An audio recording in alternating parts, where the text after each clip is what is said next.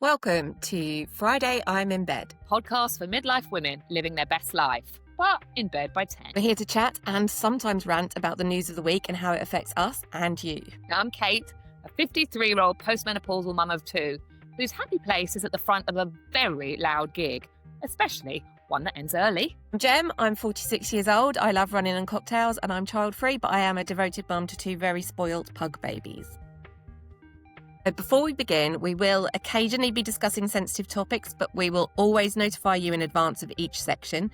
And we can add support group websites and phone numbers that will help you in the show notes. Please do like and subscribe wherever you listen to your podcasts, and do leave us a comment. We love to chat, as you can probably tell. This week on Friday I'm in Bed, we're diving into the wild world of skincare for 4-year-olds. Yes, really. We're asking whether this is just harmless fun, or if the beauty industry needs to take a long, hard look at itself, and why it's always aimed at little girls, not boys. We're also talking about Davina McCall's recent health diagnosis, the importance of screening in midlife, and whether you need to panic about your HRT regime. And finally, we're looking at Coca-Cola's shiny new AI advert and asking, is this the future of marketing, or just another reason to miss real humans? So grab a cuppa and let's dive in. Kate, hello, good to see you again. How are you? How has your week been? My week has been all right. Just Christmas shopping, trying to get into the festive spirit, fighting the urge to put up the Christmas tree. I don't like putting it up early, but I feel like I should, but I don't want to. So constant fight about Christmas tree putting up. It's December now, you can do what you like. No, I can't literally. I'd put it up a couple of days before if it was up to me, because it just like gathers dust and I get over it before Christmas comes. So yeah, probably next week. Not this week, definitely not. How about you, Gemma? I had a busy week and we've got the keys to a new little bit of office space. I went to a ball at the weekend for a charity call. Yeah, I know. I don't get to get dressed up often. I even wore heels. They were like this size, but they were heels. It was for a charity called Little Lifts. Breast cancer charity, local breast cancer charity. So I went with some friends of mine from a group called Secondary Sisters, which is we're like a gang of incurable cancer girls. Super cool. Were you in bed by 10, or did you stay up late like a grown-up? Stayed up late like a grown-up. I booked my cab. It went on till 12. I booked my cab for 11 because I wasn't even confident I was going to make it that far. And I do have to say, I booked my cab for 11 and I was in bed by midnight. So on brand. I managed to leave, get home and into bed in 45 minutes. Very on brand for Friday I'm in Bed podcast. Do you know, I must say, I had so much sleep over the weekend. I went to bed early on Friday night and on Saturday night, and I then couldn't sleep on Sunday night because I'd had so much sleep. So maybe I need to stay up a little bit later this weekend. It's literally never been a problem for me. Anyway, should we dive into today's podcast?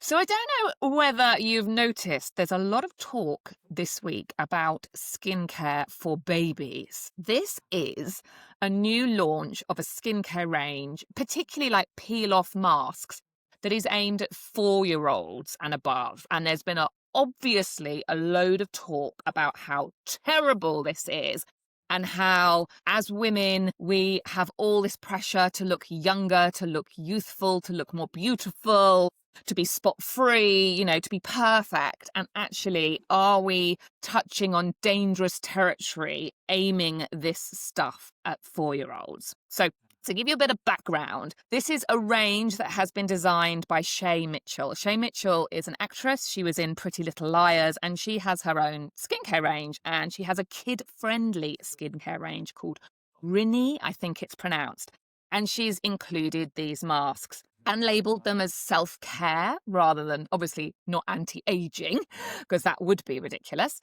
So I really wanted to talk to you because it's a funny old place when we are selling skincare to 4-year-olds, is it not, Gemma? Yes. I mean, there's not a lot in the world that we don't sell these days, is there?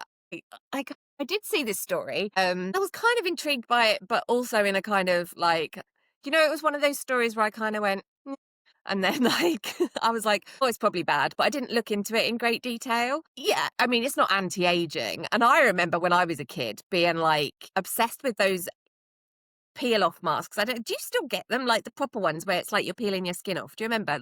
Like, you had to sit there for ages, and then it went completely static, and then you, like, tried to peel the whole thing off in one go with, like, little holes for your eyes. Well, Might have just been me. no, it is a modern version of that. So the modern version is it's actually a sheet. We used to like lather Oh, on yeah. cream, didn't we? And it went solid. Yeah. Now you have a sheet. So it's a sheet mask basically. And Yeah. in all the advertising, it's little girls with their sheet masks on. You did that? How old were you when you did that? See, I'm not sure. I definitely wasn't 4, I can tell you that much. I was maybe, like, yeah, kind of the 10 or 11 kind of age, maybe younger than that, maybe, like, 8, I'm not sure. I don't know. Child, like, but I'm pretty sure I just used to take stuff out of, like, my mum's cupboard and stuff like that. Avon, probably. It was almost always Avon. And I saw all the fuss about it, and I think it's the marketing to me rather than kids actually using the stuff that was, like, a bother. Because I mean, what I saw, it was like it had stuff like aloe vera in it and, it's not, like, full of actives and things like that. It's not doing any harm, and it's kind of turning that kind of stuff into play, I guess. So, to me, the problem was more with the marketing, that you are trying to sell being beautiful to children deliberately. In a way, it feels like less those if they're just, like, copying Mummy than if you're, like, deliberately trying to sell it to them. So Yeah. that was kind of how I immediately felt about it, I think. Because there is kids' makeup. I mean, it does exist. And as a parent of a teenage girl now who is obsessed with makeup, I have to say, but not skincare, interestingly.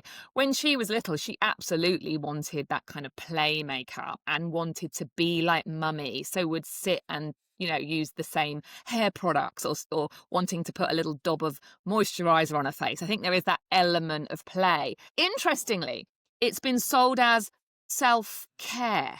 So it's not been sold as beauty. And this is really interesting, I think, because self-care, is moisturizer self-care, or is it a necessity to stop your skin drying out, for example? And I think there's this like really weird line between practical, i.e., I'm a 53-year-old, my skin is so dry that I could moisturize it 5 times a day and it would still be dry. So it's like a real practical thing versus this whole put on moisturizer and you will feel better, self-care, you'll feel happier or you'll feel like life is better. And like to me, that reeks of kind of BS, I'm afraid, because like surely self-care is, going to bed early or I don't know, having a hot chocolate with your friends or I don't know, or having a massage. It feels a bit like, is it a gimmick, the self-care thing? And self-care is very interesting because it's quite often when self-care is bubble baths and moisturizer and all that, and then it's sold as something that women do. Women do self-care. How do boys do self-care? Well, boys don't do self-care in respect that they're not marketed this at all. Maybe they, young Like, boys, teenage boys do need some self-care. That's a whole other subject. But men's skincare is definitely sold, I believe, as a solution. Dryness, you need moisturizer. It's not you will look younger, and it's not you will feel so good when you put this moisturizer on your face, which is like the just skin will be bulletproof. yeah. And is this self-care? You'll feel so good because you'll look perfect and beautiful and young and youthful. And and you said bubble bath. I suppose a bath is self-care, or is it? Are you just not washing your body? But then that is self-care, and it's one of those things again, isn't it? Is where we tend to describe self-care as like it's a luxury. Like, Mm. looking after yourself is a luxury, but should it be a luxury Well, it's a to look bath. after yourself? Should it be like having a wash, that is self-care because you are caring for yourself, Well, right? that's true. Literally speaking, you are caring for yourself. But, Yeah. bubble bath, men's bubble bath, and I'll talk about the bubble bath my husband buys. It's muscle soak. It's about, It oh, is, what's to be fair. muscle I think soak? BMI use muscle soap. And of course you can use it. That's not gendered, but again, it's your aching muscles and whereas we are like pampering. I don't know. There is this kind of fine line between marketing. Well, I don't even think it's a fine line personally. It's either marketed at us to be youthful, marketed at us to be more beautiful, therefore more attractive, therefore more successful, and, or marketed that it would make us feel better rather than it could actually just help our aching muscles, which is really practical. We don't get sold to it in a Mm. practical way, do we? Interested. Did you have makeup and skincare when you were a kid? Obviously, you're saying your teenage daughter does now. Did you use it when you were a kid? And did you do that kind of thing with your daughter when she was younger? Well, I think for me, I don't remember ever doing skincare. I mean, I took my makeup off with cleanser. I remember that as a teenager. I was a goth at 14. I had a lot of liquid eyeliner on and I had red lipstick at 14, 15. I was fully made up. So I cleansed. I do remember I had a friend that was fully embraced with can you remember it probably still exists, the Clinique, like 3-step or the whatever step that you had to Oh, do. yeah. And she bought all that product, which I'm sure wasn't aimed at us. We were 14. I remember it really well. And I remember using it and it totally buggered up my skin. I got really spotty because of it. It was not the right thing for me. But I remember her reading the magazines and totally buying into it. God knows how she afforded it, to be fair. But Mm. she had it, whereas I just used up till that point like makeup remover. I think that was it. Interestingly, back to my daughter, she has not really, really embraced skincare. And she's 15. She has immaculate skin, which I never had. I had like teenage acne at 13. Touch wood, like she's 15. She has flawless skin. And she has purposefully not become like really into all of the skincare stuff, as have I purposefully not given it to her. And it's interesting, her skin is really good to me. I know parents who buy, I'm presuming they're buying, their 10-year-old kids The Ordinary, for example. So products that is absolutely designed for adult skin. And they've got things with caffeine in, or basically products that shouldn't absolutely 100% marketed at adults. And I actually spoke to The Ordinary because I was wondering what products my teenage son could use. And they were really clear to me that their products aren't to be used for anybody under 18 because the ingredients are not going to be good for their skin. So parents are buying skincare. Children are asking for skincare. They're seeing it on TikTok particularly, and they're asking for it. So question, do you think it'd be interesting from your perspective, because you're not a parent, what responsibility do parents have here? Because beauty industry, whether we like it or not, and I want them to stop, they do market themselves to younger people, or they don't, but younger people talk about it on TikTok and therefore kids want it. What role do parents have in saying no? I mean, we're leading into massive topics again there. I mean, parents have like the ultimate responsibility. I mean, there's going to come a point, I would say, as not a parent, I'm assuming there is a point when you kind of lose control over what your kids spend their like part-time job or pocket money on. But especially when they're like 4, you are the one with the responsibility for that. If they are at that kind of, I mean, my mum showed me how to do stuff properly because I wanted to wear makeup and I would get my mum's makeup and do the classic, draw it all over your face. And my mum showed me how to do it properly because if I was going to do it while she wasn't watching, I was doing it properly. And I had I had a Minnie Mouse makeup kit. I mean, don't tell me that marketing this stuff to kids is new. So, so parents do have the responsibility, but if kids are going to do it anyway, then their responsibility is maybe to make sure that they are doing this stuff in a way that isn't going to mess up their skin, and teaching them that some of these ingredients aren't suitable for their skin and stuff like that would be my thoughts on it. I mean, I was gonna do it anyway. My mum told me I couldn't shave my legs when I was, like, 12. I didn't need to shave my legs, but I had seen in a magazine that I needed to shave my legs. So, my mum said I couldn't, so I shaved my legs anyway and cut them to ribbons. So, it's gonna happen.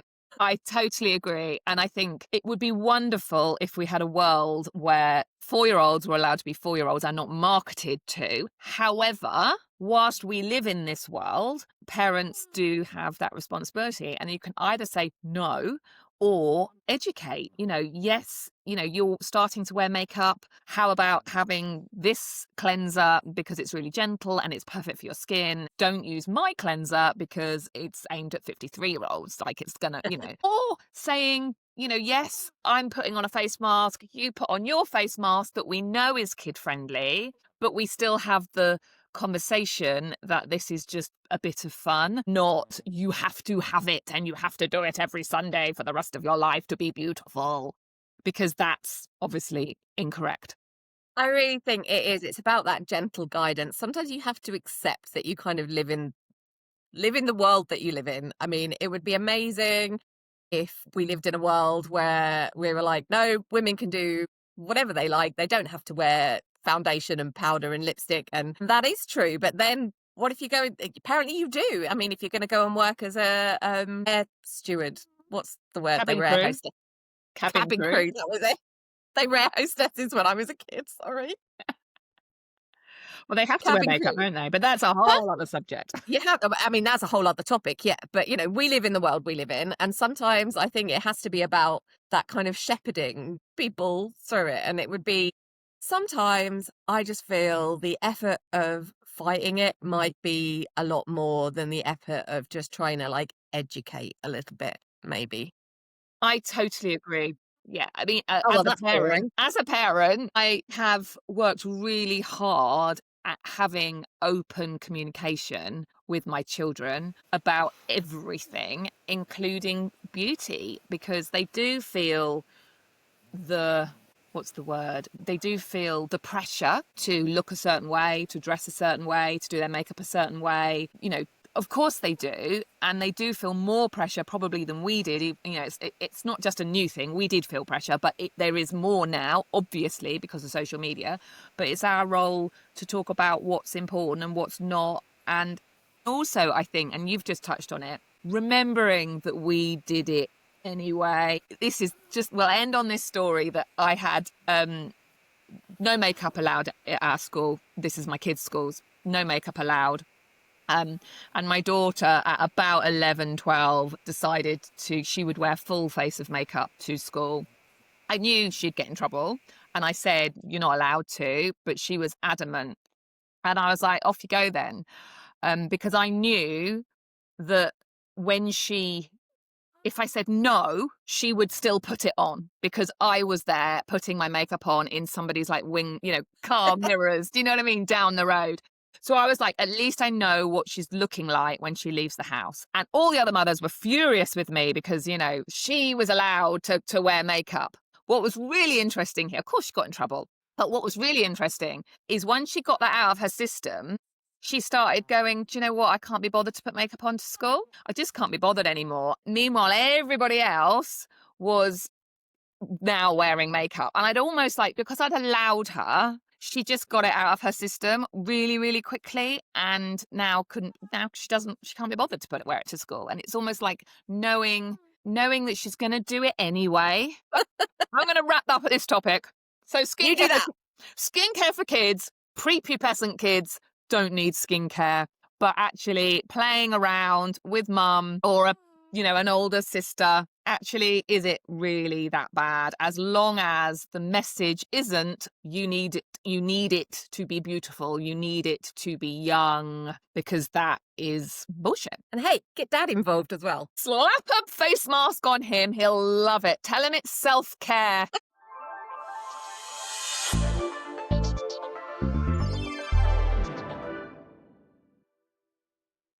I want to talk about, well, I don't want to talk about Coca-Cola, but I want to talk about the Coca-Cola Christmas advert because it is December now. So We're allowed to talk about Christmas, but their Christmas advert, which was released a few weeks ago, was for the second year running, as it happens, completely AI generated. And there has been outcry over it, the interwebs. I was having a look earlier at somebody talking about it because I'll be honest, when I first watched it through, I was just a bit like, it's like obviously AI generated, but I couldn't really see anything wrong with it. So I watched a kind of walkthrough of it, and they were talking about things like the animal's fur moving around, and apparently the lorry changes shape from one scene to the other. I didn't hugely notice any of those things. There were people hanging around in the road when there was a lorry coming. We were quite concerned for their safety. But what do you use AI? I do. And actually, we all do. I think that's the thing. I think AI is such an emotive subject for some people. Some people just literally don't care. I think people that are in the marketing world or online or sort of see it more, I think. So obviously there's ChatGPT and the like that can help you create content and is really quick and super useful. Obviously, a lot of people think it's bad because not just ChatGPT, other AI companies, steal people's graphics or designs, but which isn't okay. And obviously, there's the worry that it's taking away from people's jobs, copywriters, for example. I tend to use it as a thought generator. So, for example, I might write a blog on 6 ways you can, I don't know, sleep better. And I want to get it up to 10, and I might ask it to give me some more ideas. But I do the same on Google, to be fair, on a search engine. And it just gives me some ideas. And I go, oh, yeah. Or I'm like, yeah, I don't like that, or whatever. So it's more like a thought generator. So I do use it. But for me, it's knowing when to not use it and when to be yourself. And I think a lot of people have lost the ability to do that. But it's also recognizing that AI isn't just that. Alexa, asking Alexa what the weather's going to be, that's AI. I've got a chat bot on my website that answers easy questions to customers. That's AI. They are useful tools. I use Grammarly, so is AI. It's like the best word spell checker, grammar checker ever, but it's just using a spell check. So I'm like, I don't see anything wrong with that. I think it's really useful. So it's kind of balancing what you use, how you use it. Do you use it? I do use it. I am conflicted about it sometimes. With regards to the Coca-Cola thing, it was, like I say, I could tell it was AI generated, but I didn't necessarily notice all of these really. And at the end of the day, it was an advert and I didn't really care that much.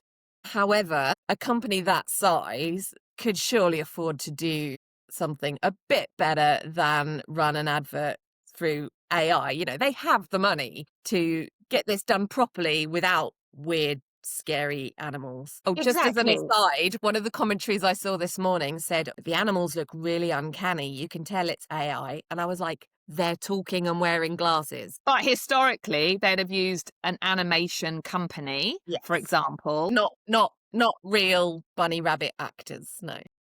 Exactly. Or they would have used actors, or they would have, so there are in that situation, absolutely. There's a whole load of money saved for a company that That is, already has a worth lot over. of money. And that's where AI becomes, what's the word I'm looking at? I was going to say questionable, but I think it's more than that, unethical almost, because the actors, the film crew, the sound crew, the makeup artists, or the animators, or whoever, are all not getting the work. And that's where it's a bit lazy. See, one thing I think about it is part of it seems to be, again, there's a big question of access. That AI has been around in various forms for a very long time. And big companies did have access to using this kind of technology, and it cost a lot of money for them to use it.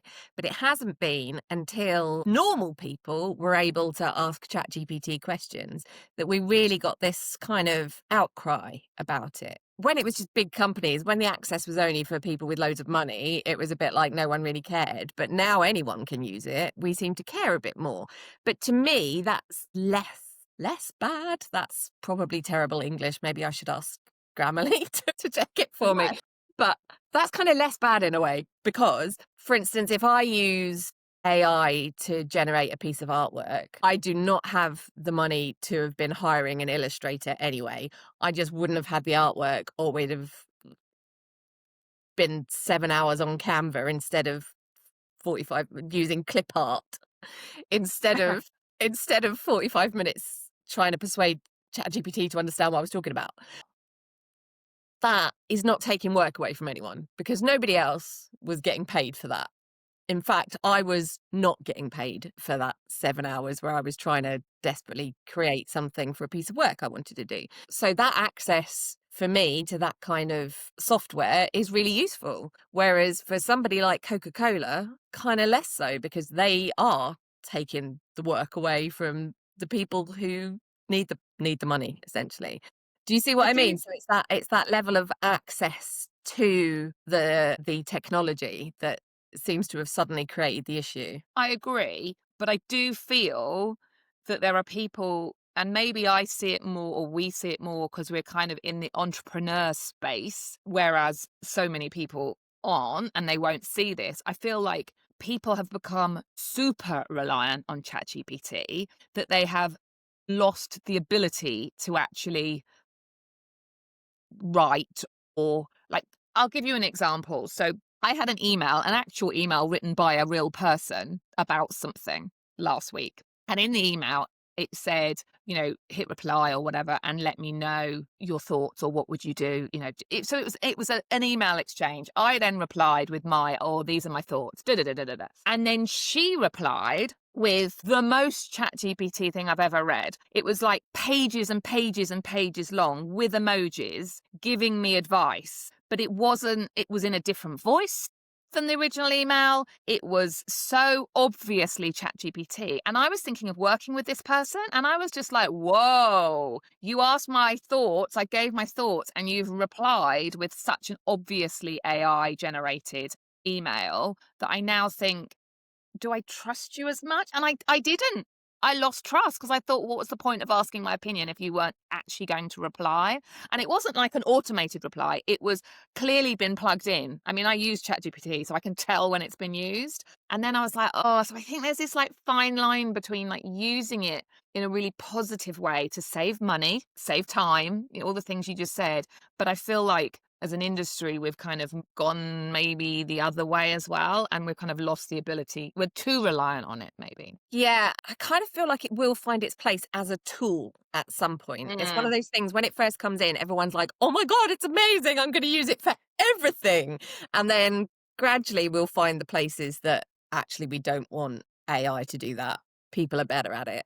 I mean, hopefully we will. It's entirely possible that this time next year we'll be bowing to our robot overlords, but that's maybe another issue aside of the ethics. Oh, yeah, but then, right, this is another. This might freak everybody out or not. I don't know. Is my one of my children was in English lesson, and the teacher was asking everybody to, I don't know, I think they had to reword a paragraph, and they had a go, and the teacher was like, could be better. So they did it again and did it again. So there was just this, English comprehension, English language exercise.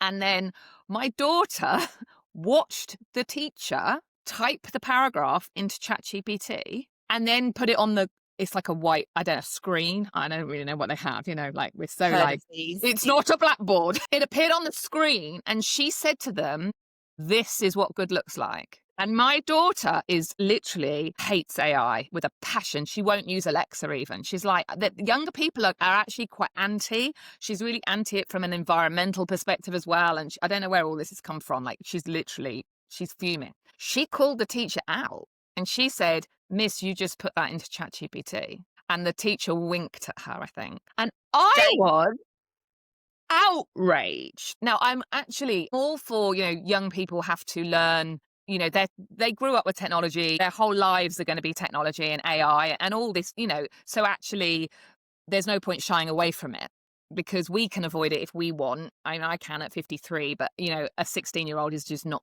going to. So I get that. But what good looks like it being ChatGPT to a bunch of 15, 16-year-olds? I was a bit like, in English? This wasn't history. And I was like, whoa, it's all getting a bit much.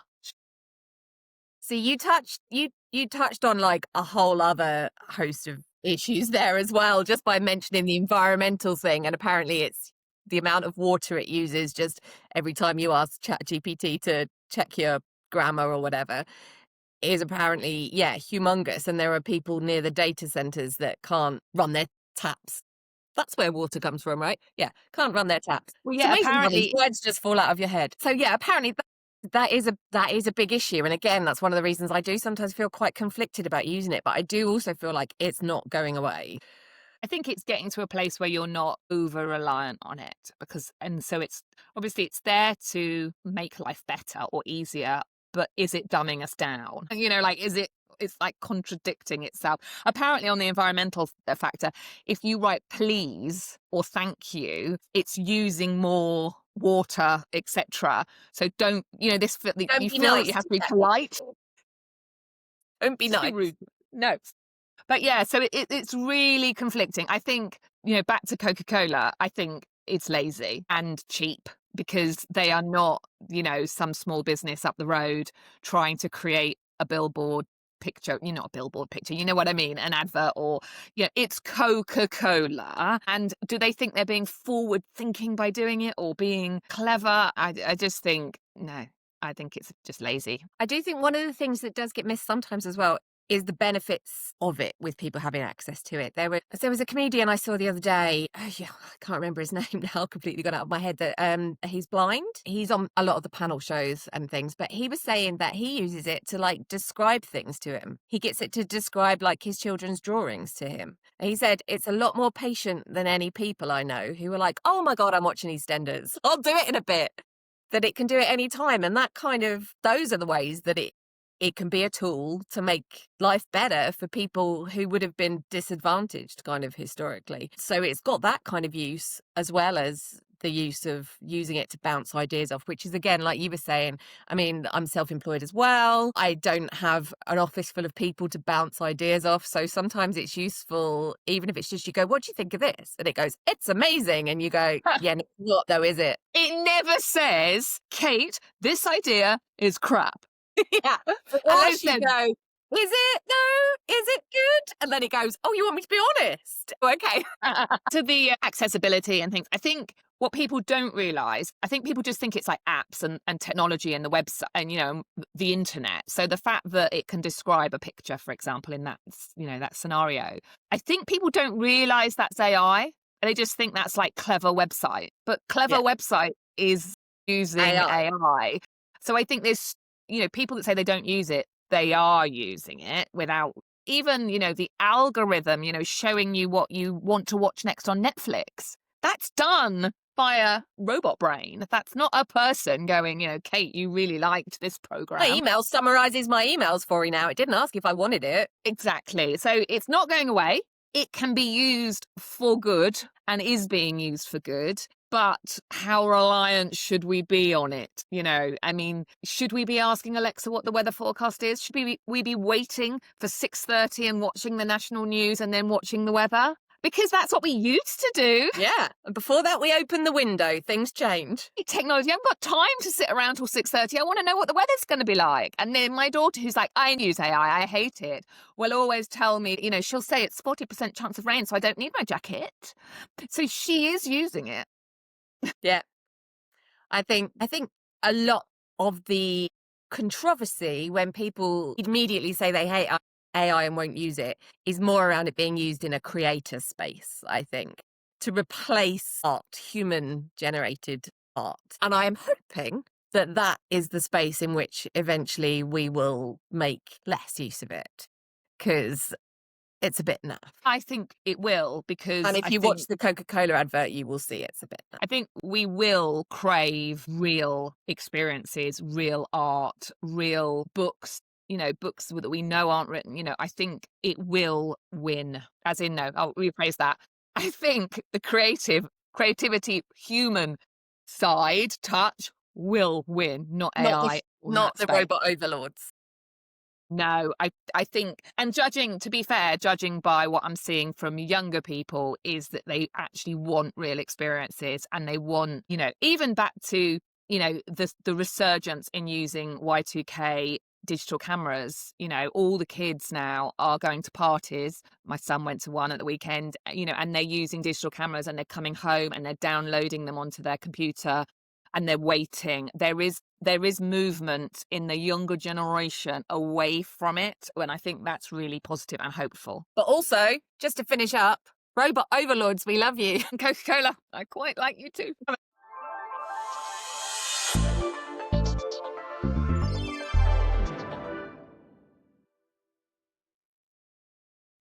So we have a trigger warning for you now. In the next section, we will be discussing breast cancer. We will add support groups and phone numbers into our show notes, but you may want to fast forward to the end of the podcast. So I wanted to talk about Davina McCall's recent diagnosis today. Obviously, a couple of weeks ago now, I think, she revealed that she's been diagnosed with breast cancer. And obviously, our heart goes out to her and all women who are struggling with that right now, and indeed anybody that has cancer. But what I would really like to talk about today is some of the backlash, I think is the word I want to use, that I am seeing in light of her announcement. Obviously, there's millions of people wishing her well, but there's also a few people out there definitely that have dropped into my inbox questioning HRT. Obviously, Davina is a great advocate for women's health, particularly around menopause and HRT and women getting the support they need and deserve from their doctors. But because she has been diagnosed, there are women out there that are now panicking and worrying about their HRT, worrying about all sorts of things, and are dropping into my inbox about it. And I just wanted to chat with you today about it,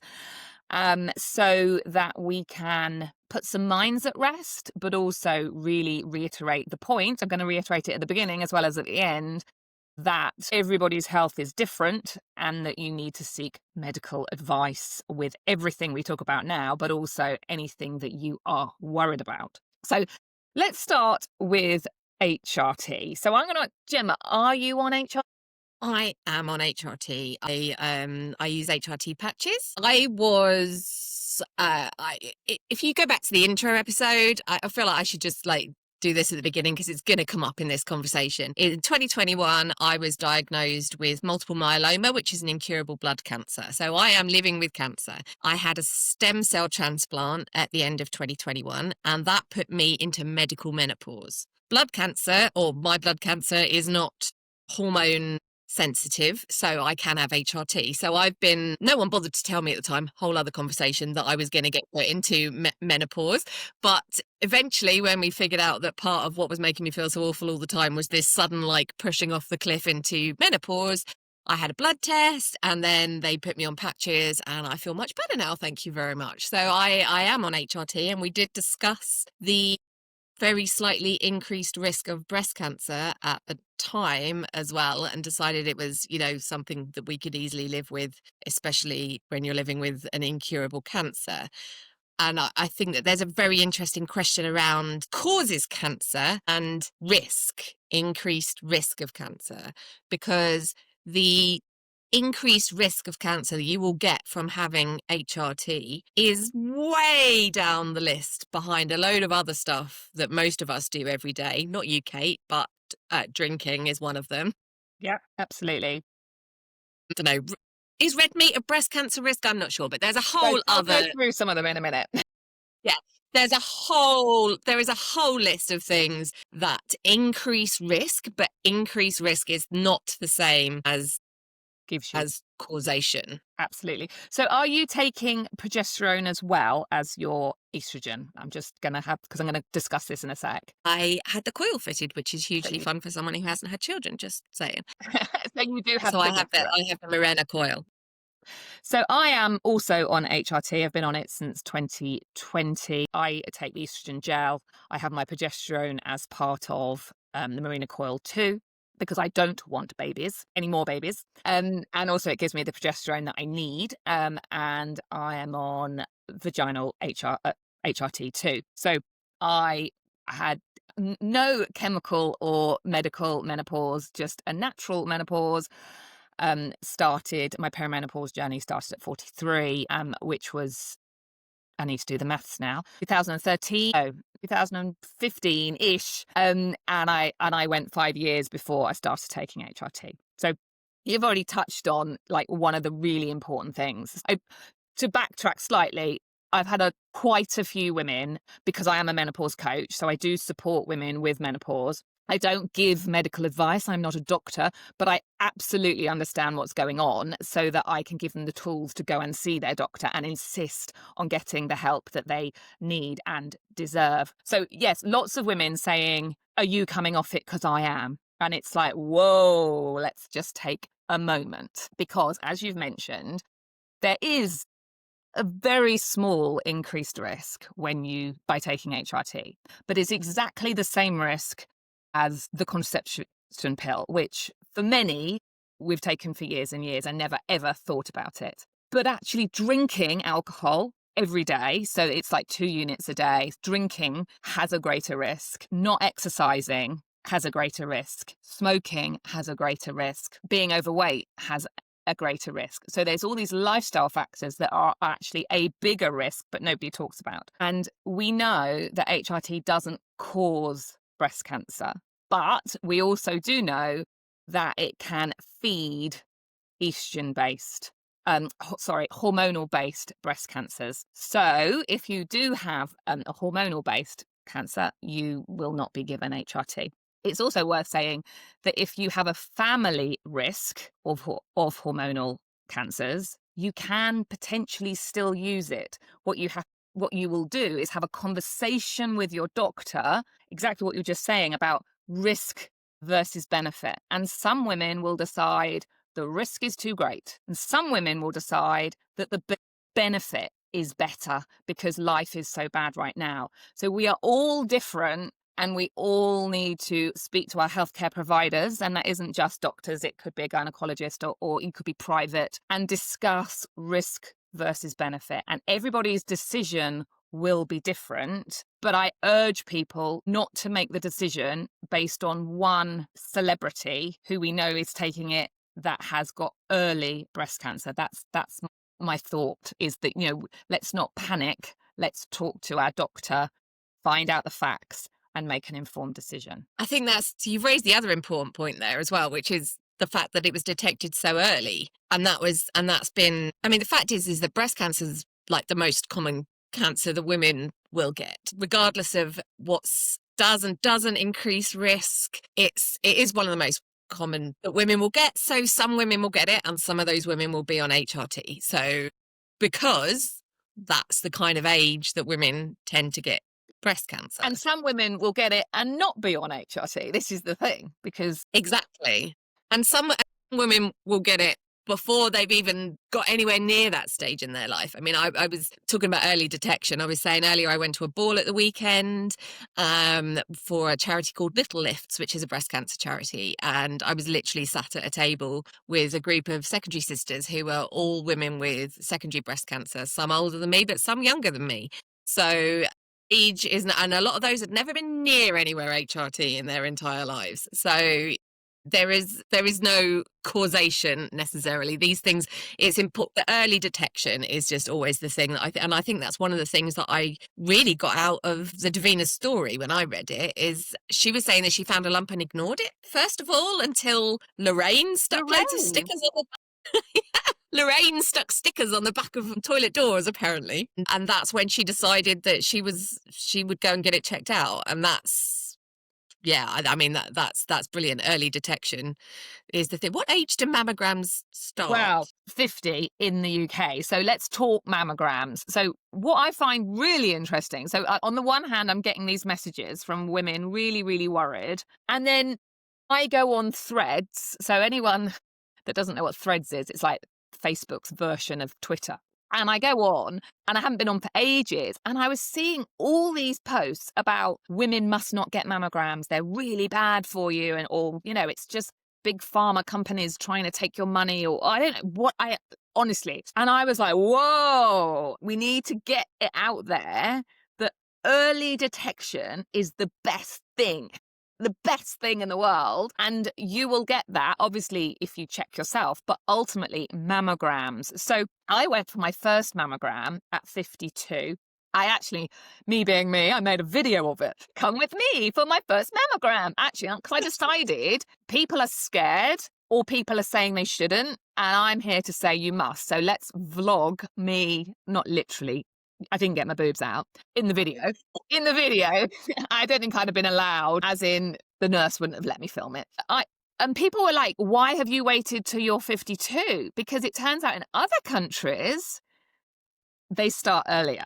In the UK, it's 50, but I didn't get called until I was 52. So one only presumes there's a backlog. So yeah, some countries, I think it was like Scandinavia or Netherlands or something, it was like, well, it's 45 here or it's 40 here. So earlier, which is really good. 50, 52 is potentially late. So yeah. And what's interesting is that I was also really nervous about going because I remember my mum, hi mum, because she'll probably listen and she'll be like cross with me for saying this. I remember saying, oh, I've got to go for a mammogram kind of thing. And so in my head, it was like, oh, they're bad. So that's another thing to maybe not mention they're bad because they're not for most people. I had this, oh, it's going to be awful. And I'm presuming you haven't had one, by the way. No, no. So literally, it was in a porter cabin. So one presumes there's a backlog. There are these like mobile, how you can give blood in like Yeah. those sort of lorries. They do MRIs in them at my hospital. Yeah. So, but this wasn't it. This was in the village hall of a car park. So it wasn't even, they must go round certain areas. And there I went. And literally you go in, you take your top off, you lay your breast on a glass plate, and another plate comes down and squashes you and takes the picture. You then have to kind of get into a bit of a tricky angle because they need to do the side. And then you repeat it.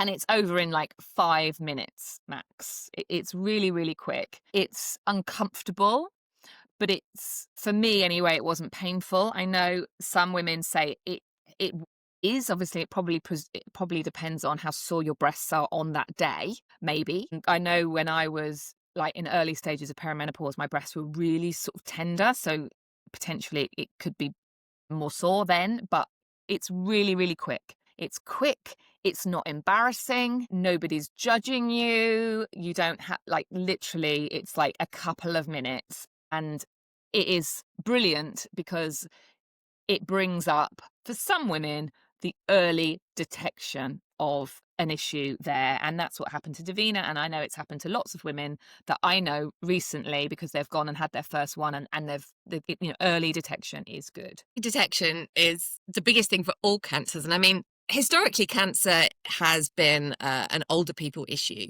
but the incidences of all cancers among younger and younger people has been rising over the last few years. No one seems to know why. I'm pretty sure it's not Big Pharma's fault, regardless of I have very little patience for conspiracy theories about this kind of stuff, I have to say. I also have very little patience for anyone with some kind of, oh, well, if you only drank lemon juice, then your cancer would be cured and all that kind of stuff. So just going to get that straight out there straight away. I have no patience for that whatsoever. Early detection is your biggest weapon against anything. I feel like I'm literally giving a lecture now because True. This is just obviously such a big thing for me. I just had a backache over the pandemic and I was dismissed for 9 months, got an MRI and discovered that a huge chunk of my back was missing and that I had incurable cancer. It's incurable, but it was caught early because I kept making a fuss about how much my back hurt, which meant that I didn't have some of the problems that people get with this cancer when they're diagnosed later, such as kidney failure. You don't want kidney failure. That's no fun. So that's the thing that it's been 4.5 years now. And if I hadn't caught it when I did, I could not be here now. And it's as simple as that. So I do really feel like people need to, even if it is Big Pharma, because they want to give you drugs, the mammogram's not bad for you. They just want to give you the drugs that do save your life. Do you think you were dismissed because of your age, or I'm going to add this in, because of your gender? Because coming back to menopause, women are dismissed as being crazy or oversensitive or emotional, but also we are more likely to go to the doctors. So we present ourselves more. So we are seen as complaining more, whereas a man doesn't. But also from the age perspective, if you were 80 or 70 and you were presenting with a bad back, would they have gone, oh, we need to check this out a bit more? What do you think? Absolutely. I mean, literally the words that someone said to me when they were looking for the nefarious reasons behind my collapsed vertebrae were, "You're awfully young for myeloma," and just, turns out I wasn't. And that's a story I hear from a lot of women with breast cancer as well, especially ones who end up diagnosed with secondary breast cancer quite young, is that, again, that they were dismissed, and that lumps in their boobs were dismissed as hormonal until they got to, it's just it's just your age, even when they're young. So I don't think that that's a thing that's specific to to midlife women as well, Mm. is that women are dismissed a lot. And I mean, this is another soapbox that I will end up on. So let's try Yeah. and not get up there too high. Is is women's, the dismissal of women's health problems, and how many things that happen. And I think that I was dismissed partly for both of those reasons. Yeah, one of them because of my age, and probably partly because of my gender as well, because of, presenting a woman presenting with a bad back. They said, have you tried doing glute bridges? And I was like, I'm a personal trainer, so yeah. But I guess the point I'm trying to make is that you have to be your advocate. You know your body. You know when something is wrong. You need to keep pushing if you don't get answers. You don't, and again, that's probably a women thing as well, isn't it? That you don't want to be a pain. Don't want to make a fuss. So you need to keep pushing. And I was completely fascinated by. I can feel the soapbox in my voice. Like, I get so angry. There's one of the things that I found great about Davina's story was that she found it and dismissed it, and then said, "Oh, hey, maybe I shouldn't do that. It had been there a while," and then went and got it checked out. Because I think that that's an important lesson. If we're going to take any lessons from Davina's story, it shouldn't be HRT or mammograms. It should be all of you. Check your boobs for lumps, but also if you get random lumps, bumps, pains, anything else anywhere in your body, check for them, and then get them checked out. I And want get them checked out as well. Don't get dismissed. Absolutely. And it goes with menopause as well. One of the things I give out, and I know other people do, is like just tracking your feelings, tracking your symptoms. Is there a pattern?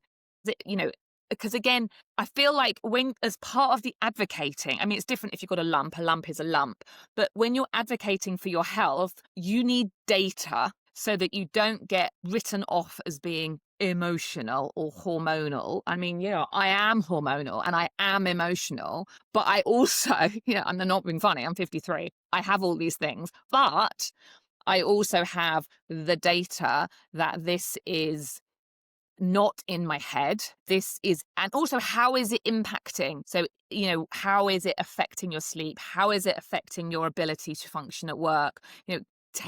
Gather the data and push and push. And if you do not get what you need, you ask for a second opinion. You need to keep pushing, and it shouldn't be like that. But it is the way it is, particularly for women. And I think because men don't go to the doctor very often, they are taken a little bit more seriously, and that's not on. I don't think it's just that reason. Okay, I agree. Men are just Maybe this may be a topic for another It time. is. Men are just more believed. That's not good English. They are believed, absolutely.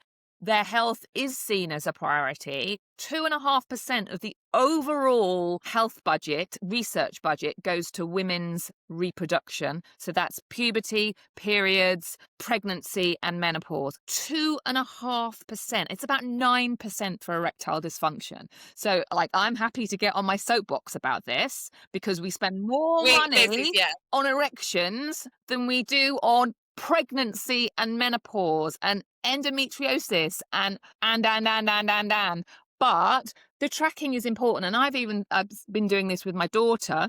I mean, I am advocating for her health. Like, whoa, the doctor, when they speak to me, are a bit like, oh, but we track everything. So she's having headaches when is she having the headaches? Like, I'm not going to go to the doctor until I know what is it food? Is it hormone? Is it like, where is it? And we've tracked, and within like 3 months, her migraines are like clockwork. And I'm like, right, now we've got the data to push. So there's a bit of that, and it shouldn't be like that, but it will help you. Sorry, I got on my soapbox then. Yeah, that's what. Yeah, I mean, I've got it's the women's health is not something doctors have to learn when they're at medical school.